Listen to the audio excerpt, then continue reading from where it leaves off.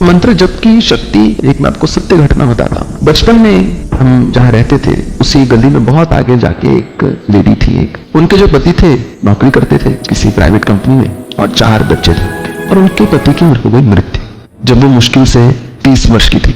परंतु उनकी भगवान शिव में बहुत आस्था थी। उन्होंने अपने गुरु से मंत्र लिया तो गुरु ने बोला ओम नमः शिवाय तुम्हारा मंत्र है, इसको जपना है। उसने बोला जो भाग्य गुरु महाराज, श्वास चला जाएगा परंतु ना मैं आपको छोड़ूंगी ना इस मंत्र को। तो वो घर में लोगों के बर्तन मांजती रही और ओम नमः शिवाय जपती रही।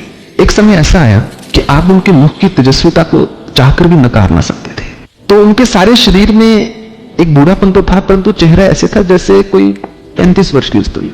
मैंने अपनी आंखों देखी बात में बता रहा हूँ। इस बात को लगे होंगे कम से कम 15 या 17 साल। उनकी बड़ी बड़ी जटाएं बन गई। वो जो माँ थी उनकी बड़ी लंबी लंबी जटाएं हो गई। जब वो साधना करती रही मंत्र जप करती रही तो ना केवल उनकी तेजस्विता बढ़ी, एक ऐसी चेतना की अवस्था हो गई कि जैसे ईश्वर के साथ मनुष्य एक हो जाता है। अब जब उनसे मिलने गया था, जो जिस काल की बात बता रहा हूँ 2002 की बात होगी शायद, उस समय कम से कम वो 65 या 67 वर्ष की थी, परंतु एकदम यूथफुल चेहरा, एकदम यौवन मुख पर झलक रहा है क्योंकि भक्ति थी, यौवन नहीं था।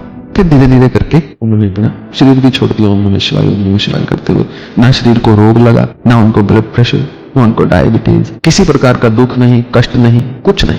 तो कहीं ना कहीं शायद यहाँ इतने भक्तजन बैठे हैं, कहीं ना कहीं शायद कोई सच्चा भक्त भी है जो वास्तव में सच्चा हो।